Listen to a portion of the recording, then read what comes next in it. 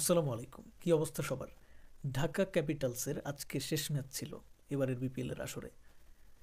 তো এবার প্রশ্ন করতে পারে অনেকে যে তাহলে ঢাকা টিম কতটা সফল, শাকিব খান কতটা সফল? প্রশ্ন দুইটার উত্তর একটা হবে না, আলাদা আলাদা প্রশ্ন এবং আলাদা আলাদা উত্তর দিতে হবে। কিরকম? তো প্রথম প্রশ্ন হচ্ছে ঢাকা টিম কতটা সফল। বলবো যে একদমই সফল না, পুরাই হতাশ করছে। এতটাই হতাশ করছে যে আমি একজন কন্টেন্ট ক্রিয়েটর হিসেবে ভাবছিলাম শুরুর দিকে যে ঢাকা টিম, যেহেতু আমি সাপোর্টার ঢাকা টিমের, ইভেন শাকিব খানের ভক্ত, সো আমি খুবই এক্সাইটেড ছিলাম। ভাবছিলাম যে টোটাল টুর্নামেন্ট জুড়েই আমি ঢাকা ক্যাপিটাল যতদিন খেলবে প্রত্যেকটা ম্যাচেই আমি সেটা নিয়ে কথা বলবো, আলাদা আলাদা ডেডিকেটেড ভিডিও করব, ইভেন অন্যান্য টিম নিয়েও কথা বলবো। তো যখন দেখলাম যে একের পর এক শুধু ম্যাচ হারতেই আছে, তখন ভিতরে যে এগুলো নিয়ে কথা বলার যে একটা স্পিরিট, সেটা হারায় ফেললাম। স্বাভাবিক না, একটা ম্যাচও জিততে পারতেছে না। সো মনটা ভেঙে গেল। বিপিএলটাকে কিছুটা স্কিপ করলাম। খেলা দেখছি ঠিকই, কিন্তু কথা বলিনি, চুপচাপ ছিলাম। অযথা কথা বলে লাভ আছে? তার মধ্যে আবার থিম সং যেটা, ওইটাও আমার কাছে যে আহামরি লাগছিল তাও না। সেটা যাই হোক, ঢাকা টিম টিম হিসেবে হতাশ করেছে। এবার আসি দ্বিতীয় প্রশ্নে, সেটা হচ্ছে যে শাকিব খান কতটা সফল। এখন এটার উত্তর আমি দেওয়ার আগেই অনেকেই কমেন্টে হয়তো লিখে ফেলছে শাকিব খানের জন্য এটা একটা লস প্রজেক্ট, শাকিব খান নিজেও সফল হতে পারলো না ঢাকা ক্যাপিটালসের কারণে ক্রিকেটে। আমি বলবো যে না, এইটা শাকিব খানের জন্য একটা দারুণ প্রজেক্ট, এবং শাকিব খান বুঝে শুনেই এইখানে পা বাড়াইছে। আপনারা এক কাজ করেন, আপনারা শাহরুখ খানের KKR এর কথা তো জানেন, যারা একেবারেই জানেন না তারা একটু খোঁজ নিয়ে দেখেন। শুরুর দিকে যখন KKR এর যাত্রা শুরু হয়েছিল শাহরুখ খানের হাত ধরে, ওই সময় কিন্তু সাফল্যের মুখ তারা প্রথম কয়েকটা সিজনে পায় নাই। কয়েকটা আসরে কিন্তু এরকম ফ্লপ গেছে, কিন্তু শাহরুখ খানের নামের কারণে ওই IPL এর একটা আলাদা ব্র্যান্ডিং হয়ে গেছে, আলাদা একটা ব্র্যান্ড ভ্যালু তৈরি হয়েছে, আলাদা একটা বুস্ট পেয়েছে IPL বিশ্বব্যাপী। এতে করে তাদের বাণিজ্যিক ক্ষেত্রতে অনেক লাভবান হয়েছে তারা। দেশের ক্রিকেট থেকে শুরু করে বিনোদন জগৎ দুটোই লাভবান হয়েছে। কিন্তু যদি দেখেন বিপিএল নিয়ে আমাদের দেশে এর আগে কোনো সেলিব্রিটি এই ধরনের উদ্যোগ নেয় নাই। বিপিএলে নিজেকে ইনভলভ করবে, একটা টিমের ওনার হবে, তার ভক্তবৃন্দ থাকবে, তারা আবার এই বিপিএল নিয়ে এক্সাইটেড থাকবে। এই ধরনের কালচার, এই ধরনের ব্যাপার স্যাপার কিন্তু আমরা আসলে ক্রিকেট প্রেমীরা কখনো এর আগে দেখি নাই আমাদের দেশের ক্রিকেটে। তো সেইটা কিন্তু করে দেখাইছে, বাস্তবায়ন করে দেখাইছে হচ্ছে আমাদের শাকিব খান। এবং আপনারা হয়তো খেয়াল করে থাকবেন যে দেশের এখন বর্তমান পরিস্থিতিটা কি, প্রত্যেক দিন একটা না একটা ইস্যু আছে, আন্দোলন হচ্ছে যে কোনো বিষয় নিয়ে। সো এইরকম একটা অস্থির পরিবেশ, এরকম একটা অস্থির সময়ে এসে দেশের ক্রিকেটই বলি আর বিনোদন জগতের সিনেমাই বলি, কোনোটা নিয়ে কথা বলা কি আসলেই মানুষের অতটা আগ্রহ আছে?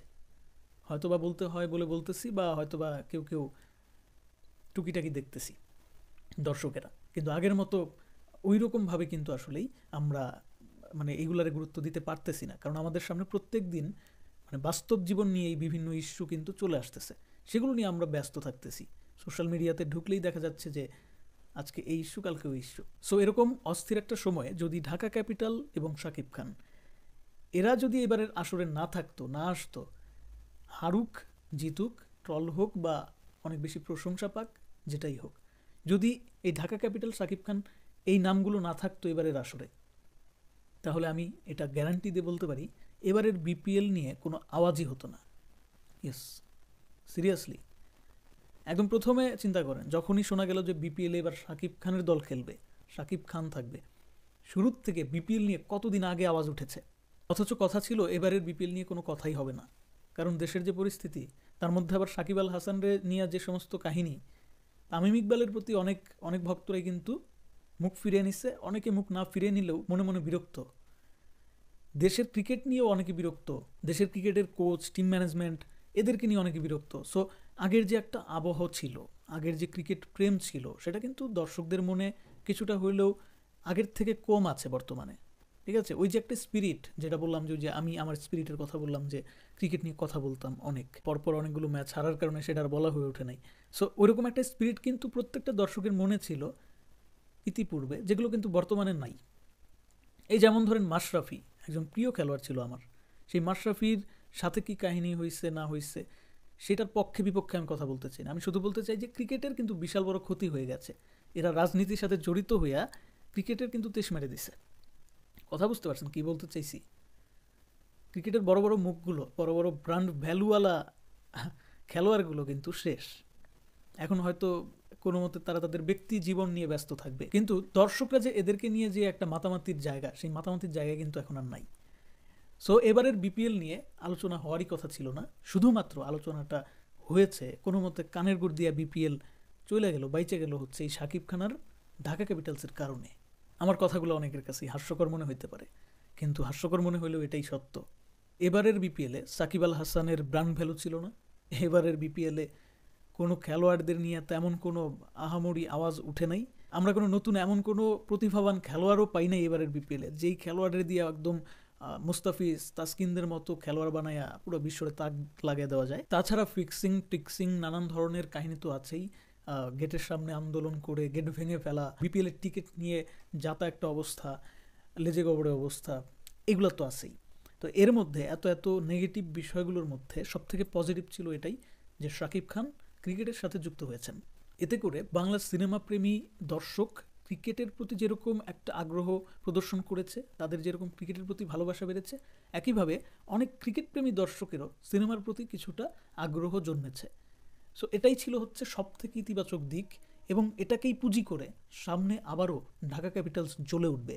ঢাকা ক্যাপিটালস একসাথে সামনের দিকে এগিয়ে যাওয়ার জন্য এসেছে, একবারের জন্য আসে নাই। সো যারাই শাকিব খানের ভক্তবৃন্দ প্লাস ঢাকা ক্যাপিটালসের সাপোর্টার্স আছেন, তাদের বলবো যে হতাশ হওয়ার কোনো কারণ নাই। সামনের বিপিএল আসরে ঢাকা ক্যাপিটালস আরও অনেক বেশি শক্তিশালী হয়ে কামব্যাক করবে, এবং তাদের যে সবথেকে বড় ভুল, আমি আশা করব যে তারা এই দিকে বেশি করে নজর দিবে পরবর্তী সিজনগুলোতে, যে তাদের টিম ম্যানেজমেন্টে যে সমস্ত অকেজো প্রোডাক্টগুলো আছে সেগুলোকে বাতিলের খাতায় দিয়ে একদম অভিজ্ঞ পারদর্শী কিছু লোকদেরকে ইনক্লুড করবে। এবারের থেকে ঢের ভালো খেলে ট্রফি ঘরে নিয়ে যাওয়ার চেষ্টা করবে, সেই কামনা করছি। ঢাকা ক্যাপিটালসের প্রতি অনেক অনেক শুভকামনা, এবং শাকিব খানের জন্য রইল অনেক অনেক ভালোবাসা। আরেকটা ব্যাপার যেটা খুবই ভালো লাগছে, যে শাকিব খান খুব ভালোভাবেই জানেন যে হয়তো আজকেও ঢাকা টিম হারতে পারে, কারণ তিনি তো খুব ভালোভাবে জানার কথা তার টিমের অবস্থা, যেই অবস্থা। একটা টিম একজন শাকিব খানকে সামনে থেকে খুশি করতে পারলো না। একটা ম্যাচ ভালো খেলছিল, ওই একটাই, তারপরেগুলো টাইনা টুইনা 2টা ম্যাচ জিতছে, আর বাকি সবগুলো হারছে।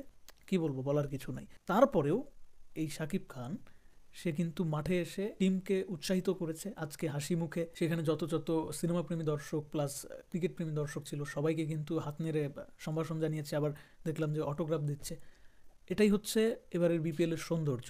এখান থেকে আমরাও শিখতে পারলাম একটা বিষয়, যে হতাশার কিছু নাই, যতই যাই হয়ে যাক না কেন, শো মাস্ট গো অন, এবং সামনের দিকে যেতে হবে, সবসময় পজিটিভ থাকতে হবে।